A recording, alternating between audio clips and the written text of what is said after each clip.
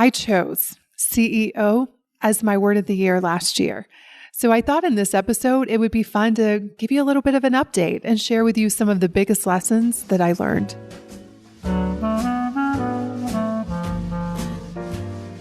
Bonjour, and welcome to the French Kiss Life podcast, where personal development meets style. I'm Tanya Lee, certified master life coach and the hostess of this party, where we explore how to live artfully and well. Each week, I'll be sharing inspiring stories, practical tips, and timeless wisdom on how to elevate the quality of your everyday and celebrate along the way. Let's dive into today's episode. Well, hello, my friends. Happy 2020. Maybe I said that already, but it feels like I haven't talked to you in forever, only because I batched quite a few episodes and then we had the holidays and New Year's and now I'm back. And so I know you've been getting a podcast every Wednesday, but I've missed you. I feel like I haven't been there because I haven't been doing these every week.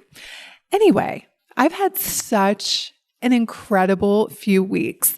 I was actually sitting on the sofa like the week before New Year's, and I'll admit the last few New Year's have been a little bit dull, sitting at home watching the ball drop. Not that there's anything wrong with that, but this year I just wanted something different. And I told Glenn, I'm like, I'm not sitting at home this New Year's. And he was like, well, go wherever you want to go. And so I immediately booked a ticket to New York City, and I took my daughter and her friend, and we had just 5 incredible days just on a girls' trip, having great food and walking around the city. I was even able to get some work done. I filmed something for one of my programs. It was just a fun time. Plus, I just love the city around the holidays. So anyway, that is what has been up for me. And we are kicking off the Dream Atelier this week. And so that is super fun. I cannot wait to see these women, see what is possible in the next 30 days when they get clear and they have a framework to bring their dreams to life. So that is what is up in my world.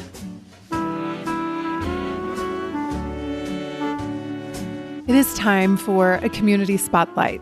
This is the part of the show where I get to highlight one of you who has benefited from the French Kiss lifestyle. And today's spotlight is on MMA 8404 from Mexico. She left me a 5-star review on iTunes that says, J'aime Tanya. I discovered French Kiss Life a couple of months ago, and today I finally got up to date with all the episodes. I haven't noticed how much influence it has had on me until I realized that I was listening to today's episode while wearing silk pajamas, eating a platter of fancy cheese, and having a glass of rosé, things I always said I would love to do someday. After dealing with severe depression for 4 years, 2019 was a year of growth for me. Tanya reminded me of all of the things I dreamed about when I was a kid, but never did and later gave up on. I even enrolled in a French class a month ago, something I've been thinking about for 20 years. Merci beaucoup, Tanya. Thanks for being an inspiration. Well, thank you, MMA 8404, for that beautiful review. Why don't we all as a community commit to no more waiting? Someday never happens until you decide today is the day. Really think about that. Like, what would your day look like if you didn't wait to use your best china or wear that dress you've been wanting to wear, or to call that person up and tell them you're sorry or that you love them, or to take the chance or to book the trip? What if we became women who refused to wait? Recently, I asked on Instagram, hey, what are some of the things that you want me to address on the podcast? And so many of you wanted me to talk about business, how I've grown my business, how I run my business. And quite honestly, it's not something that I talk about a lot because I haven't really felt qualified. I don't feel like we should be teaching things that we haven't learned ourselves. And I know this is sort of a point of contention in the personal development world, but I've seen people out there talking about, let me teach you how to grow your business to 6 figures, and they haven't even done it. And for me, it just doesn't feel congruent, but I feel like I'm getting to that place where I've learned so much about growing a business, hiring people, having a team, creating systems, and truly being the CEO that I feel like I'm ready to touch on these topics a lot more. So last year, I did choose the word CEO as my word of the year because I knew it was something that I wanted to be better at. I knew it was an area that I wanted to grow in. And so that word really shaped me and guided me last year. And just for anyone that's listening to this that doesn't have a business, I want you to still keep an open mind. And I want you to listen to this in the context of looking at your life as a business, because I can promise you some of the lessons that I learned last year are applicable to you as well. So as I'm talking about these lessons, just think about how can this apply to my life? So going back to my word of the year, one of the first books that I picked up, because it really spoke to me, the title is called Great CEOs Are Lazy. And some of you may know, I love the term leisurely hustling. I do believe deeply in you need to learn how to work smarter, not harder. You also need to take very good care of yourself. You need to slow down sometimes to speed up, and you need to just sometimes just take a pause. And so the title of this book really grabbed my attention. But then what I read in this book, I was like, whoa, it's so good. Because here's the thing I've learned is that being an entrepreneur is very different than being a CEO. And I've been an entrepreneur, leisurely hustling for the last decade. And I realized to have the kind of impact that I want to have and to reach 1 million women in the next 4 years and to really have an incredible team and add the most value that we can add to the world, I needed to shift my energy to being a CEO. So let me share with you some of the lessons that I learned. And this book really got me to thinking differently about my business and the different hats that you need to wear as a CEO. Because I know for those of you who have businesses, and even for those of you who don't, you're so busy in your business doing the little things like sending out emails and doing your budget, or you're in your life, just doing the dishes and the laundry and going to work, that you don't really step out and look at your business or look at your life. Michael Gerber, he talks about how you need to work on your business. You need to step outside of the day-to-day and really think strategically about your vision, where you want to go, what you need to make happen in order to get there. And I had just been in my business for so long. So when I picked up this book, Great CEOs Are Lazy, I was like, okay, it's time that I put on some different hats. And last year, I will tell you all, was the most phenomenal year in terms of the results that we were able to create. And I say we because it wasn't just me, it was me and my team really coming together and unifying around the vision for French Kiss Life and what we want for our customers and our clients and all the things. And so let me share with you the top 10 lessons that I learned last year. And trust me, there were many more. And here's the other thing I just have to share before I jump into the lessons. I'm still not done with this, you all. I feel like I've just hit the tip of the iceberg on this one. I know there is so much more growth and evolving to do as a CEO. And so this year I chose the word amazed. And at the end of 2020, I want to be amazed at how much more I've grown as a CEO. So I'm still keeping that word and working on it and evolving in this role, but it's so fun and so hard and so crazy. It's all the things, so uncomfortable. Okay, so let me talk about the first lesson that I learned as a CEO last year. As a CEO, you need to understand your point of constraint. So a constraint is anything that is limiting or restricting your vision for the company. And for me, because I'm so drawn to the word elegance, what I loved about the way they talked about looking at your business or your life for any kind of constraint, it goes back to what I often say about elegance. And that is, it has so much more to do with what you get rid of than what you add. And so in the book, what he says is the point is that the single most important job any CEO of a growing company can perform is identifying the constraints that are keeping the organization from sprinting forward in the right direction, and then allocating as much of their time as needed to remove them, thus freeing up space for the organization to perform more effectively. And so he talks about how you have to put on your learner hat and actually get into your business, not working in your business, but really go into it with a very investigative and scientific mind without the judgment. Because listen, you've done the best you can do. That's what I kept telling myself. I'm like, rock on, sister. You've gotten to this point. All is good. Now let's get in there. Let's get dirty. And let's look at what are the points of constraint that is keeping the company from growing. And so for me, it came down mostly to people. I had been trying to run a growing business with just a couple of people and a couple of contractors, and everyone was stressed out, and there were many late nights and tensions were rising. And I just knew energetically, I'm like, this is not the way it's supposed to be. And I had this story that I'm not good at hiring people and that it's too hard and I don't know how to manage people. And all of that was just BS. And it was keeping me from stepping into my own personal greatness as a CEO. Like I had to put on my big girl panties and say, hey, listen, if you want things to be different, you're going to have to do things differently.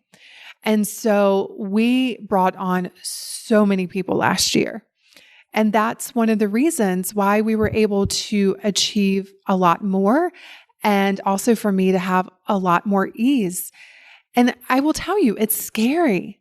It's scary to bring on people. And now all of a sudden you're like, I am responsible for these people. I need to make sure that they get paid before me. I need to make sure that they have the resources that they need to be successful and to be there to help them and support them and coach them so that they can be the best in their role. But that is what a great CEO is. And so I felt the discomfort and I did it. And I'm still learning about hiring and managing people. And I'm realizing I'm not that bad at it. In fact, I think I'm pretty good. Also, when it comes to constraint, you can look at like, how am I slowing myself down? So for any of you that may be like I was and just maybe have an assistant or a couple of people, I mean, we all start out the same, right? Not many people start out with 100 people working for them, especially as entrepreneurs. You need to be thinking about, how am I slowing things down? Is it taking me 5 days to write a blog post, right? Is that a point of constraint? How am I holding myself back so that the momentum of the company isn't going as quickly as I know it could be? Maybe it's that you don't have good systems in place, or maybe it's that you aren't getting as many leads as you want to get. All of these things are controllable. All of these things are fixable. But the first thing you have to do is identify what is slowing me down or what is slowing us down as a team. So know your point of constraint. The second lesson that I learned is that great CEOs make swift and speedy decisions. And they understand that a wrong decision is better than no decision at all. At least with a wrong decision, you know what doesn't work so that you can course correct. But if you spend a month deciding what software you're going to use, that's a month that you could have tried a couple of softwares and realize, oh, number 2 works better. And talking about this, CEO Stephen Gorman said that a bad decision was better than a lack of direction. Most decisions can be undone, but you have to learn to move with the right amount of speed. Now, granted, there are times where maybe you need to step back and realize what is the energy driving this decision, because if you're making it out of fear and haste and anxiety, chances are you need to slow down.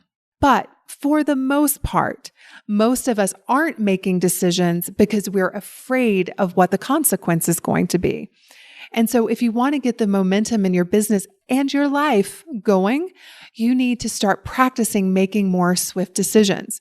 A friend of mine is starting her business, and she called me the other day because she had a story that she was stuck. I've had that story too, sister.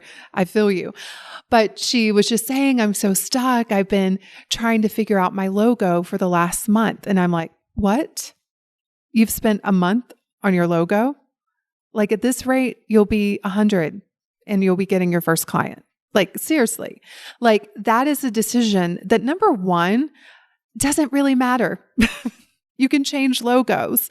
Like focus on giving your clients value, focus on putting yourself out there, focus on the really uncomfortable stuff versus pretending to take action by being indecisive about a logo. And so if you want to be a really good CEO, you need to make those decisions and make them as quickly as possible. The third lesson that I've been working on for a couple of years now that I think makes a great CEO is you've got to know your numbers. Now, I've always had this story that I'm not a numbers girl. Can any of you all relate? Like I've had this story of like, oh, the numbers don't matter. It's the energy that matters. And let me tell you, as long as that was my story, that's how much anxiety I had. Those were my most anxious-filled years in business when I wanted to put my head in the sand when it came to the numbers. And then I hired a CFO because my friend told me she was going to break up with me if I didn't. She knew. She was like, this will be your saving grace. And so I hired a CFO in which I look at the numbers with weekly now. And I'm not just talking about financial numbers. Within our business and our team meetings now, we look at the numbers, the metrics of, how many new leads do we have? How many new people are joining our social media platforms? Like how many customers do we have? Like really knowing your numbers and looking at them with curiosity, looking at them with fascination and possibility, because a lot of you all look at the numbers and your mind goes crazy. Right? You look at them and you're like, oh my God, how's this ever going to work? I'm not good with math. I'm not good with numbers. I'm never going to have enough money. I don't have enough clients. And no wonder you don't want to look at the numbers. It's painful to look at the numbers because every time you look at them, you tell yourself this terrible story. I love looking at the numbers now because I realize it's just a numbers game. It really is. That's all it is. It's finding the right people. It's putting yourself out there. It's sharing your message and seeing what works and what doesn't work. And then letting it all work out the way it's supposed to. And then coming back to the numbers. I just find the more I'm in the numbers, the less dramatic I am when I just stick with the facts of the numbers. And so for me, knowing my numbers, even when they haven't been what I wanted them to be, has actually been really empowering. It's no more of like, oh, here's our Facebook ad budget. I hope this works. I don't know how much money I have in the bank, but let's see. And honestly, that's how I ran my business for a few years. It was on a wing and a prayer. Thank goodness. I prayed a lot, but I just feel like great CEOs are courageous enough to look at the numbers and be objective and use them simply as data to look at what's working and what's not, do more of what's working and less of what's not working. But you must know your numbers. And let me just add, this is for those of you who don't even have a business, because this isn't just a business issue. This is a life issue of those of you who have a story that you struggle with money. And those of you that are struggling with money are the ones that are probably not looking at the numbers, because you're too afraid to look at the numbers, but looking at the numbers and understanding them and being objective and forgiving yourself for anything in the past that happened with your money and freeing that energy up to be like, okay, now what? Let's look at the possibility here. That is when you get your power back. So again, know your numbers. So the next lesson is to know what you value. Know your company values. And I talk about this in one of my podcasts that we can link to in the show notes. But I've just found that the more we clarify our values within the company, everything else becomes so much easier. We know what products to create. We know who to hire. We know how to market. It just really informs everything that we do. And so again, in your life, when you know your values, it makes decision-making so much easier. You know what you want to work on. You know what you want to say no to. You know who you want to surround yourself with. You know how you want to show up in your life. And so great CEOs not only know their values, they live out their values. They are an example of their values. They embody their values for the team, for the company, for their customers. Okay, lesson number 5 that I learned last year. And I've always known this and I've always practiced this, but last year I really went deeper into it and understood the ramifications of it. And that is your job is to add value. Now, yes, I have goals every year, financial goals for the company. I look at who's on the team, how much they make, how much I want to make, how much I want to have left over to reinvest in the company. Like I look at all of that, but that's not my driving force every day. Every day I wake up and I ask myself, how can I add value today? And I think the thing that shifted for me last year is that I have in the past focused on adding value to our customers. But last year, what changed for me was how can I add value to my team? How can I coach them? How can I offer them the resources that they need to be successful? How can I help them grow and evolve? Because in my company, my team is my greatest asset. And so as much as I'm there for my clients, like last year, the big switch was I equally need to be there for my team. I need to coach my team just like I coach my clients. And that was huge. It was so incredible. In fact, just recently, someone on the team made a mistake and she was so upset, like heartbroken. And it meant the world to me that she cared that much, but it was a beautiful opportunity for me to coach her through that. And just realizing now that my role as a CEO is to really lead not only the community, but also my team. So add value. And what I want to say around this too is I know that when you have businesses and a life, which we all do, one of the things that we can start to get in the habit of is being resentful of our business or our life. It can be like, what is my business going to do for me? Or my business is causing me so much stress, or, I hate my business. And that is not the energy in which to create an incredible, impactful business. I always look at my business as it is such an honor and it's such a gift that has been endowed upon me. And I always come at it from what can I give my business today? How can I add value to my clients, whether it's on social media or this podcast or in my paid programs or some of my meetups that I do? Like, how can I add value? How can I be of service today? How can I help others make their dreams come true and help them grow and evolve? And the more value I add to my team and to my clients and customers and listeners and readers, the better my life gets. It's like a boomerang. What you throw out comes back at you. And so as a CEO, your role is to constantly look at how can I add value to my team and to my customers and to life itself. The next lesson has been the hardest for me because I'm loyal. And I really believe in the best in people, and I really want things to work out. And also, I've seen in the past where I've been really desperate and I've hired people really fast. And so I think great CEOs know that you hire slow and you fire fast. And the years that I was struggling the most in my business was when I did the opposite. I hired fast and I fired slow. And here's the thing. This is often a point of constraint in businesses, and that is people. If you have the wrong person sitting in the wrong seat who is not a good fit for your organization or your company, they're going to be a point of constraint.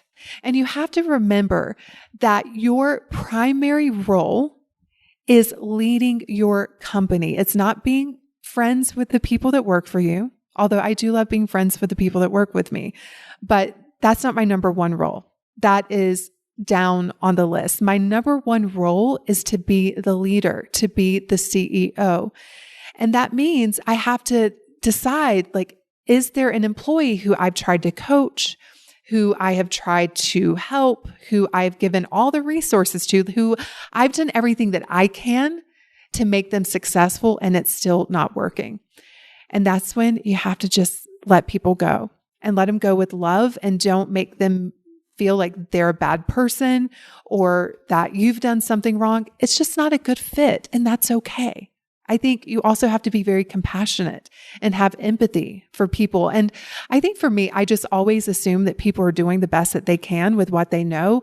And that doesn't mean I have to keep them in the company, right? I want it to work out. But I also have to remember, as the CEO, my number one role is to lead the company and ensure that we are moving towards our vision. And so again, if there's someone that is slowing us down or who is not a good fit, you have to fire fast, period. So the next lesson that I learned last year that I think is so important, and fortunately, I had been practicing this a lot anyway, because I tend to not stay in my industry only, but I feel like great CEOs step outside of their industry so that they can learn from other people and gain other ideas and be inspired, because if not, we can become very myopic. Now, there are some people in my industry who are mentors and my teachers who I admire and I respect. But if I only am ever in the personal development world, I am missing out on a plethora of ideas and inspiration that is available to me. And I feel like as a CEO, your number one job is to think on a much bigger level. And so for me, that means I need to put myself outside of my comfort zone, outside of my box, and learn from people who are in other industries and who think differently than me, and who execute differently than me, so that I can learn things that I may never learn if I stay inside my box. So expose yourself to other people and other industries. Number 8, this is a big one. You need to put yourself in the right environments. You want to never be the smartest person in the room. You want to be in rooms where there are people that are so much smarter than you, that you can learn from, that you can gain wisdom from. One of the things that I've noticed, women will come to me and they'll say things like, how do you do this? Or how do you do that? And that's the wrong question, you all. You need to be asking me how I think. That's the most important thing, because how I think is the secret sauce. So that's why I want to be around people who think in a much bigger way than I'm currently thinking. And I want to start practicing that kind of belief system, those kinds of thought processes, because how I implement it will probably be very different than how they implement it.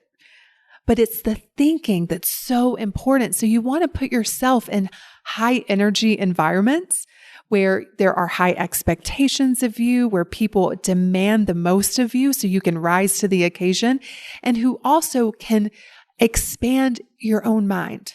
So that's number 8. And I feel like great CEOs do that, and they do it often. Number 9 is surround yourself with truth tellers. So here's what I mean by this.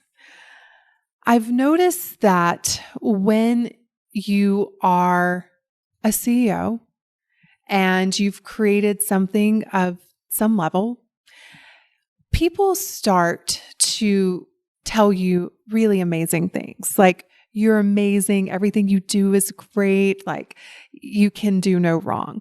And sometimes that might even be within your team, because you have to keep in mind, like, you're paying these people, so they don't want to piss you off. They don't want to upset you.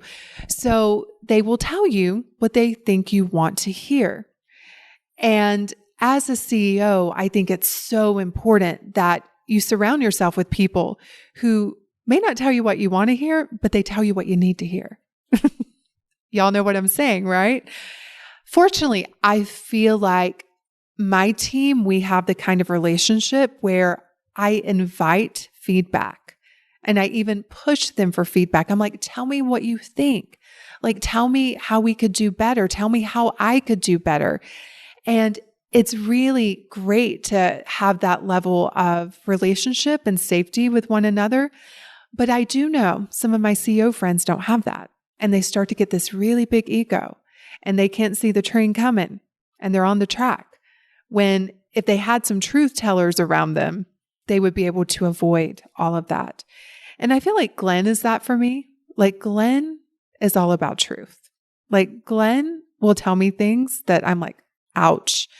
But I know he's coming with the right intention. I know he's objective. I also know that he's a realist, which sometimes doesn't sit well with me because I'm an idealist. But it works to have that level of honesty and that level of feedback so that you don't get hit by the train. And so I feel like great CEOs are able to check their ego at the door and to realize that they can make mistakes and that they're human and they need feedback just like everybody else, and that they surround themselves with the right people who love them and want the best for them and for their company to just keep everything in check. So the last lesson is probably the least sexy of all of them. And it's one that I'm still working on. And I want someone to come in and save me. And I know that no one's going to do it. So it's up to me. But this one is all around systems. And if any of you are familiar with Colby, I am a quick start, which means I get an idea and I just go with it. And I'm like, we'll figure out the rest along the way. And that works up until a certain point as an entrepreneur. But when you start thinking about having a business and scaling your business and keeping the service A+, that doesn't work any longer. And that's been very difficult for me because I'm like, hey guys, I got an idea. Let's do it. And then it's like, oh, wait, Tanya, we need to put some systems into place before we tackle that. And so this is something that I have not mastered yet. And I'm going to be focused a lot on this year. But when you think of systems, they are systems in place so that if I got hit by a bus tomorrow, or my COO got hit by a bus, or anyone on my team, this is like the worst analogy ever because I don't want any of us to get hit by a bus.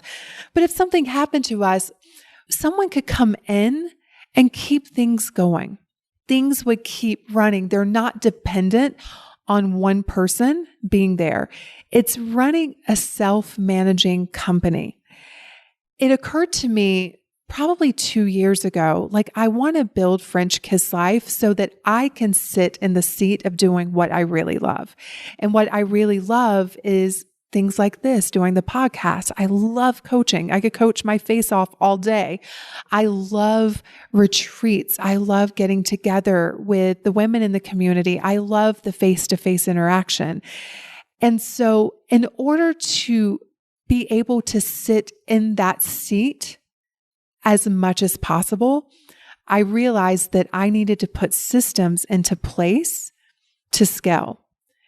And so for us, like we've just been paying attention this year to like, what do we get a lot of questions about? Or whenever there's something that goes wrong, it's a beautiful opportunity to create a system. Whenever there's any kind of confusion, we can look at what kind of system can we put into place so that this is no longer an issue. How can we make this business so much more elegant and efficient and simple? And so great CEOs know how to build systems to really support the value that they want to deliver to their customer. They know how to build systems so that the company can run no matter what.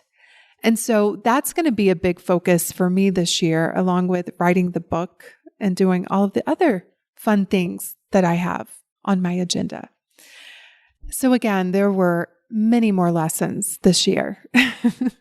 Too many to do in one episode, but these were really big ones for me. And I'm excited to step even more into this role. And when I think of this kind of CEO that I want to be, I can't help but to think elegant. Like I want to make things as simple and effective as possible. I want to have a team that really embodies the values of French Kiss Life. And I want us to have so much fun on this journey of life.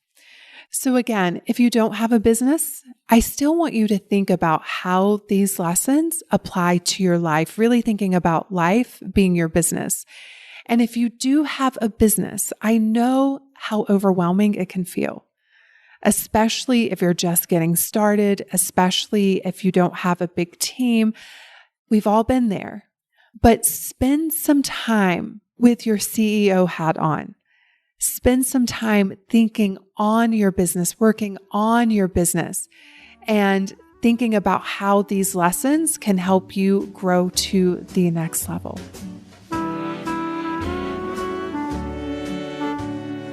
It is time for J'adore. This is the part of the show where I get to share something that I love with you. And today's J'adore is going to be a little bit different. It's going to be more of a pep talk because of all of the things that I've done on this podcast, my J'adores have actually gotten the most, let's just say, negative feedback. I'm like, how is it sharing what you love gets negative feedback? But I had some people in the community who were really upset that I shared what, maybe I even said it. I don't remember if I did, but I shared my love of this deck of cards called the Wisdom Deck. And they were upset that they think that I'm into tarot cards. And then I had someone who really was not happy that I was not including pictures of what it is that I share on this audio episode of the podcast. I'm like, I guess I could do it in the show notes on my blog post, but I don't. I give you the link. You can go check it out. And then I had a lovely French woman. She really is, but she was like, you are just butchering J'adore. So just stop it. And I wanted to share with you all what happens when you start putting yourself out there and when you start being vocal about what you love, or even how you say the word love in another language. Some people will not love what you love, and they will even judge you for what you love. And what if that's all okay? Really think about it. The only other option is for you to deny what you love in order to make everyone around you comfortable, at the sake of you being honest to yourself and really allowing yourself the beautiful experience of just loving what you love. I have had people that have judged me for my love of clothes, for my love of handbags. I've had people judge me for my love of personal development. I've had people judge me for my love of Glenn. True. Like, people are going to judge you, but would you rather them judge the version of you that's in love with yourself and in love with your life and totally honest with yourself? Or would you rather them judge the version of you that's trying to please everyone? You know, I'll be really honest, when I had so much pushback when I mentioned these cards, and honestly, I feel like the women who were judging me for these cards, like, I totally get it. I mean, I grew up in a very religious home where you didn't bring tarot cards in the house. Like, I didn't even know what a tarot was, honestly, until I was older. And then I just started to question all of it. And for me, it's such an energetic thing. And I think I mentioned this on that particular J'adore that I talked about, but I have seen some tarot cards. I'm like, keep those things away from me. They just didn't feel good. I didn't like the way the pictures looked, right? Just like a book. Like there's certain books you look at and you're like, I'm not reading that. It just doesn't feel right. But the cards that I mentioned on the podcast, like every woman that I've ever known that has purchased these cards, like love them. In fact, if you go to Amazon, there's like 1,300 5-star reviews for these cards, because to me, these cards are so full of love and wisdom. And I feel like it's things that God or Jesus or whoever you believe in would say to us, right? And so I was taken back because these women had not even looked at the cards and they're already judging me for something that I love. And I found myself for a brief moment wanting to convince them that I'm a good person and that these cards are great and they're amazing and just to try them out. And then I was like, no, like they get to not love that. And I still get to love it and stand strongly in my love of these cards. And so for this J'adore that I probably just butchered how I said it, I just want to really convince all of you to give yourself the beautiful experience of loving what you love, because you have desires planted within you that were meant only for you. As I often say about desires, I feel like desire is God wanting to experience life through humanity. And so that's why we all have such different desires, because there's no way he or she could experience it through one person. So he or she's like, hey, you go to Paris. Hey, you be someone who likes to stay at home. Hey, you love handbags. Hey, you love minimalism. Like that's just how I think it works. And so to deny our loves and to deny our desires, I feel like is to deny God himself or herself. So that is my J'adore for you today. I just really want you all to love what you love unapologetically and be very mindful of not judging other people for what they love. We all get to love what we love. What if we just blessed all of it, my friends? Have a beautiful week. I love you. And I'm so grateful, so grateful to have you in this community. I'll see you next week. If you enjoyed this episode and you want to dive even deeper into the French kiss lifestyle, let's start with a makeover, a mindset makeover. You can download my free training, The 3 Mindset Makeovers Every Woman Needs, by visiting FrenchKissLife.com/mindset. Because after all, mindset is the new black.